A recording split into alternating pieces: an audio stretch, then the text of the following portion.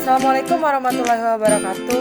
Saya Amelia Putri Anggraini NIM 19046007. Pada video pembelajaran kali ini kita akan membahas masuknya Islam ke Nusantara, yang mana ada 4 teori. Pertama, teori Gujarat, teori Mekah, teori Persia, dan teori Cina.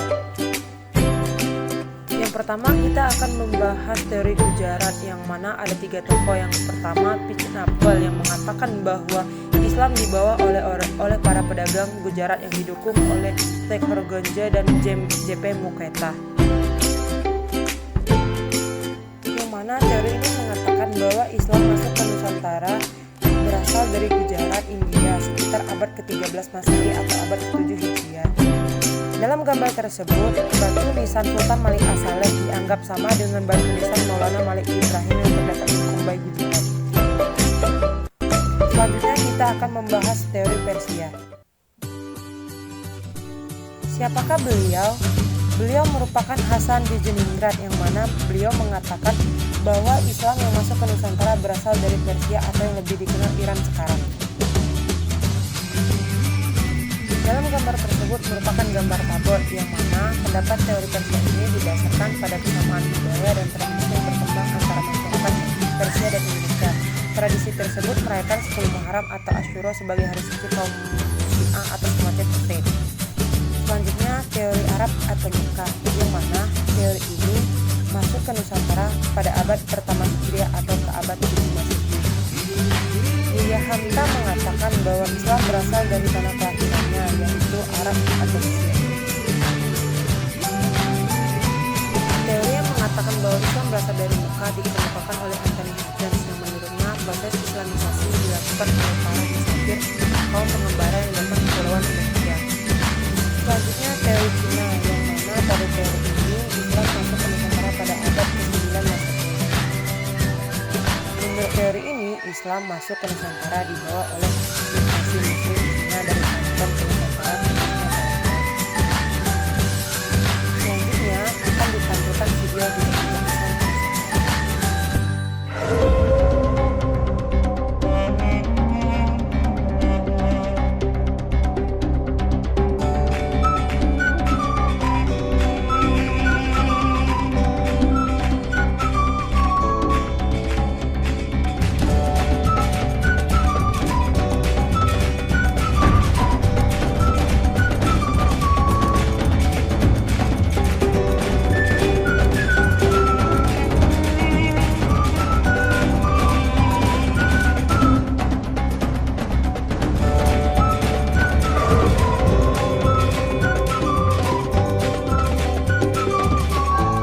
Prasasti Islam yang ada di Sumatera yang pertama saya teliti itu prasasti Islam dalam bentuk batu nisan di makam Muslim.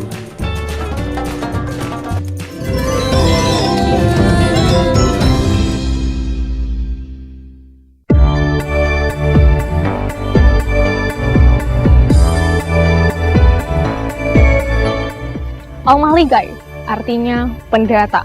Mahligai juga bermakna kerajaan. Dan di pemakaman kuno bernama Mahligai inilah bersemayam makam para syekh yang datang dari Jazirah Arab, yang awalnya datang untuk mencari kapur hingga akhirnya menyebarkan Islam ke Nusantara.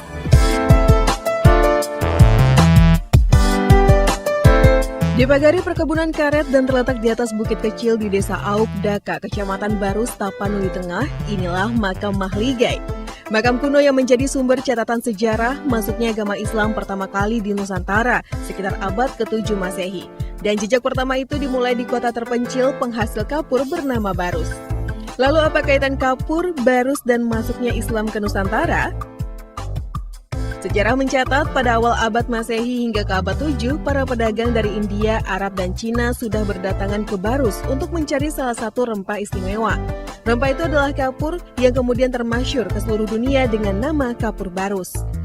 Selain berniaga mencari kapur, para saudagar khususnya dari Jazirah Arab yang tiba ke Barus pada abad ke-7 Masehi atau tahun pertama Hijriah juga mulai menyebarkan agama Islam di tanah Barus.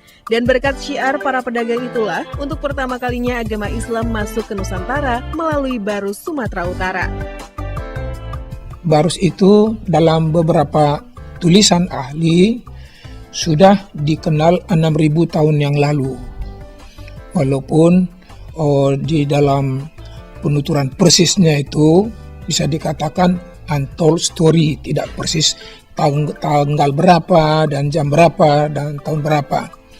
Akan tetapi Kebarus itu datang dari berbagai benua, terutama dari India, dari Arab, kemudian dari Cina, nah kemudian juga dari sejumlah wilayah di Eropa. Nah, mereka datang untuk mencari rempah. Salah seorang aulia atau wali penyebar agama Islam di Tanah Barus itu adalah Syekh Rukunuddin. Sang aulia diperkirakan berusia 102 tahun, wafat di tahun 14 Hijriah atau sekitar abad ke-6 Masehi. Tidak jauh dari makam Mahligai terdapat makam bersejarah lainnya bernama makam Papan Tinggi, terletak di puncak bukit yang bisa dicapai setelah menaiki 700 anak tangga. Seorang penyebar agama Islam bernama Syekh Mahmud dimakamkan di tempat ini. Beliau dilahirkan sekitar tahun 34 Hijriah dan diperkirakan wafat pada 829 Hijriah atau 1424 hingga 1426 Masehi. Panjang makamnya mencapai 7 meter dengan 2 batu nisan bertuliskan hadis dan bercorak kaligrafi Arab Persian yang diperkirakan dibuat sekitar abad ke-7 hingga 9 Masehi. Sejarawan mencatat sama seperti penyebar agama Islam lainnya, Syekh Mahmud adalah seorang saudagar dari Arab Persia yang diperkirakan tiba di Barus pada abad ke-6 Masehi untuk mencari rempah kapur dan kemudian menyebarkan agama Islam. Makam Mahligai dan makam Papan Tinggi di Barus Tapanuli Tengah hanya satu dari sekian bukti lahirnya sejarah baru di Indonesia bahkan dunia. Dan sejarah itu berawal dari jejak pencarian rempah Nusantara. Sekian video pembelajaran pada kali ini, saya ucapkan terima kasih. Wassalamualaikum warahmatullahi wabarakatuh.